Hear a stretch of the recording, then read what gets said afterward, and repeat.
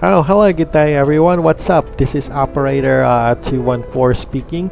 So right now I'm beginning my journal diary session. So officially this will be Naval Aviator diary session 0178. And as usual, I will be making my journal entry here in English right now. So anyway, let's get on to it on my journal entry right now. So for the moment, the ship has arrived now in Sika, India to load diesel fuel cargo in its cargo tanks. So yeah, and loading operations that will be happening on our work right now will be an STS type, which means ship-to-ship operations. And based on the information that was given to us by, of course, our lovely Indian captain, STS operations will be in 3 phases. So in other words, there will be 3 ships that will be coming on this vessel, on the ship that I'm working at, to load cargo. So yeah, hopefully this will be done quite soon. Now, for the moment, I could say on my journal right now, since we've already arrived in India, the weather is terribly hot. Yeah, terribly hot and humid right now. And I'm undecided yet if I would make some vlogging filmings right now while we're at Anchorage here in Saiga, India. Because the temperatures here would be very problematic for my vlogging camera. I am not sure if my vlogging camera will overheat or the moisture will probably get inside the vlogging camera, and of course well, in either case, I don't want my vlogging camera to, of course, get ruined because of environmental factors. And probably if I'm gonna make videos out of it, I'll probably be using my rugged action camera, which is the Akaso type. As for the Insta360 spy action camera type, I'm still I don't know. To be honest, I'm still undecided. I could use it, I could not use it, because you know, it's a very sensitive piece of equipment. We don't want to ruin it or get something inside it or get it wet because of the high humidity. So it's best I'll probably have to keep this Insta360 just inside my cabin here, so that well, or I could also make a plan that I would probably not, you know, make any vlog videos. I'm just gonna make an entry that we kind here in Saiga, India, just an update to load cargo. So there. For the moment, I am still processing the videos that I had made during the month-long tank cleaning operations that happened in Singapore, a month ago. So I am still in the process of editing it, because the data here is so large that it would be, it's not would be, but it will take me for a while to finish the whole series and edit it. And of course the ones that you're seeing here in YouTube are already processed, but at the moment I am kinda in some sort of backlog because of the huge data that I kinda captured during my during the ship stay, or during the cargo tank cleaning operations that happened in Singapore not so long ago. Now, yeah, what else could I say?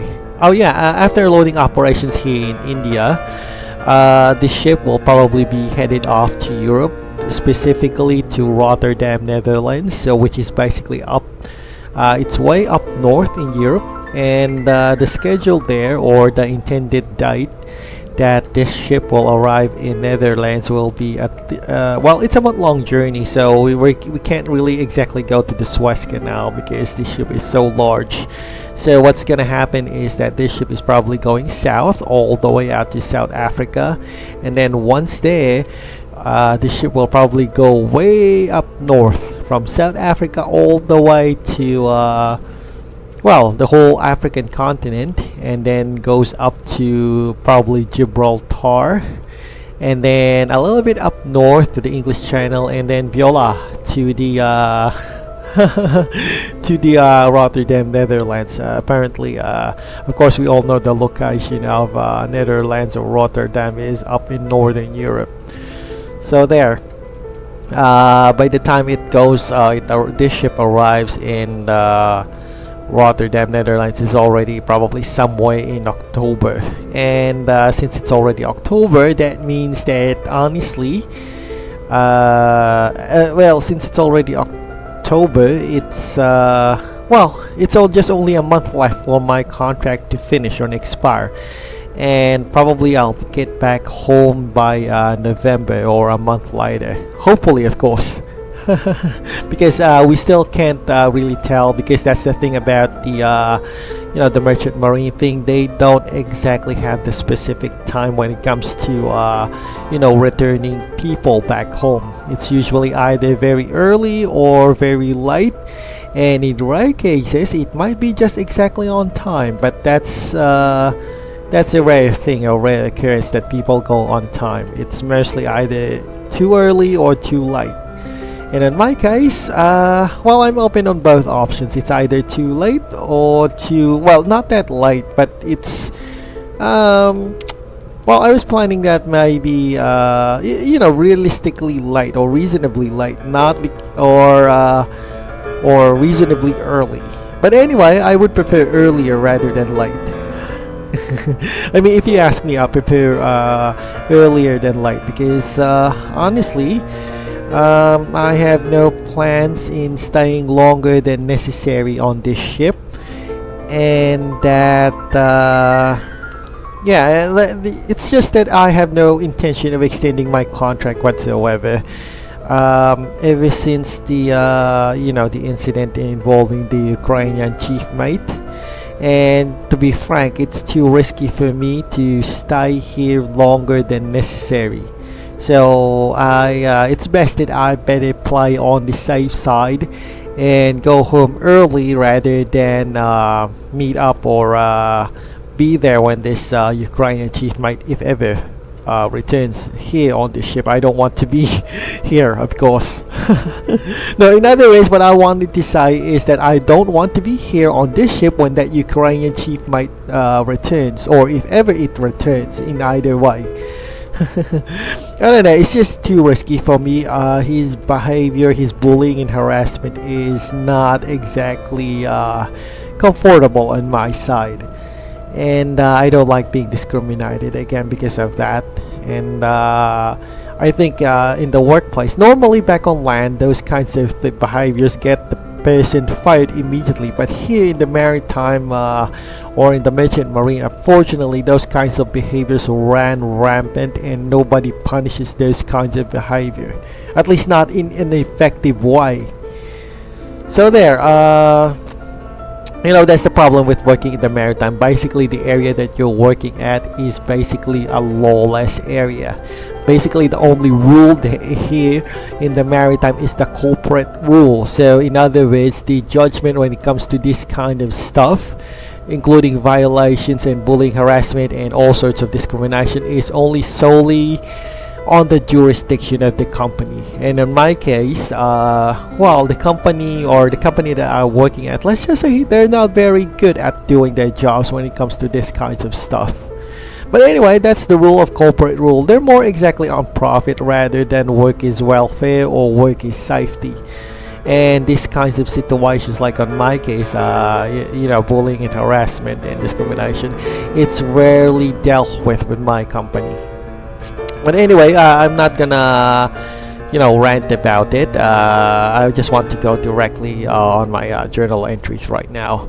So anyway, going back, it's better for me to play safe and not extend my contract, because the current working environment setting for me at the moment is just really bad or awful, or in worst cases really worse. So I will be aiming to go home soon than stay around here. And besides that, I personally, I do not like the Filipino chief mate here at the moment. He's he's kind of like a bootlicker, bootlicking, company sucking behavior, and I never liked that. Um, yeah, well, he's just put on policies that is never favorable on workers and laborers. And on my case, there's a lot of instances that I am annoyed with on his decisions because, it's just basically, let's just say, unfavorable, or it really gets on my nerves. Okay, I'm just gonna mention it. One such example is the situation where I was supposed to be on rest days. But what's happening here is that our Filipino chief mate has bootlicking behavior and wants to, I don't know, suck up on the management. He probably puts on me on working schedules that were, supposedly I should be on rest days, but unfortunately he hates that kind of stuff, and he puts me on a working schedule. And that's not, of course, the salt on the injury. What's more annoying on that is that extended hours of work that was assigned to me are basically unpaid. As in, no, I'm not getting paid for the extra hours of work that was being forced upon my, let's just say forced upon my working schedule, and I do not like that.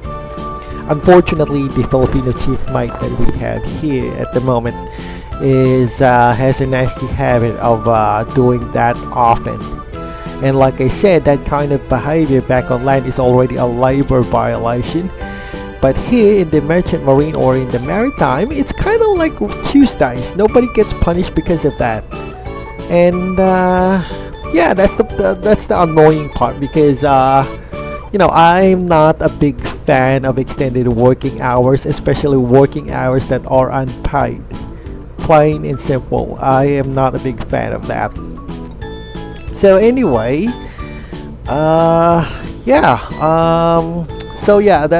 that leads going back to me on the main topic that I was just said earlier. I will not be extending my contract, and once the contract is finished, I have now the option to either continue my employment on my current employer or probably find a new company. It's all up to me. As long as I finish the contract, then the rest is up to me to decide if I should remain or find more better opportunities on another company. So yeah, I was thinking earlier, before the incident on the Ukraine achievement, I was thinking earlier that perhaps I could stay here on this company until this so-called retirement, or at least until that I could retire here as a merchant marine. But unfortunately, after the encounter with that bitchy Ukrainian chief mate on this ship, I basically have decided that it's not a good thing, and I do not want to be bullied and discriminated again on the workplace. It's just too risky for me to remain on this company. So what's worse with that is not only that that would be the risk, but the perpetrators of my bullying and harassment remain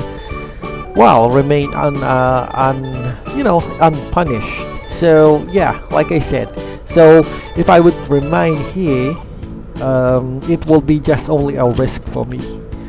And it's a good thing that I'm pretty used around the fucked up environment of the maritime industry, and I handled the bullying and harassment situation effectively, which is of course lucky for me.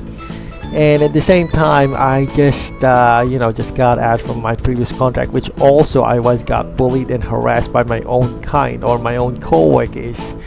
And that's not exactly a good thing, and I don't want to go through to that kind of situation that every contract or every ship that I'll be assigned with, there are bullies. So yeah, and I don't know, that's the problem with the maritime, with working in the maritime or in the merchant marine. There are a lot of instances that there are a lot of bullies here. And even your own kind, even Filipinos, be it either other nationals or your own kind, there will always be bullies. So in other words, I'm kind of getting sick and tired of every contract encountering one, and it's not very good on my mental health, to be honest, mental and psychological health. So yeah.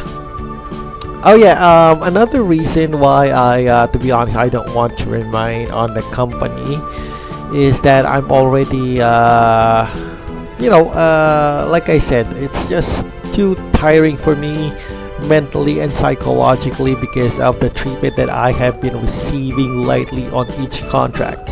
I mean, that's just to mention here. I mean, I've already, have I already work with this company for about 5 ships now, and there is only one instance or one ship that I did not encounter no bullies. So the other 4 ships that I have worked with on this company, including this one, there is always an encounter with bullies and racists, such as the like I said, that Ukraine achievement. It's not I don't know. Back on land, these kinds of things will get. This is a serious kind of labor violations back on land. But here, like I said, on the maritime, it's basically free real estate for them, and that's the thing. So anyway, I guess that's all for now that I have to put on to my journal right now. So if you kind of like my video, please don't forget and don't hesitate to like and subscribe on my video, my channel. It will really help me a lot. So again, this is Operator 214. Have a great day, everyone, and see you again on our next recorded or on my blog journal session. So bye bye for now.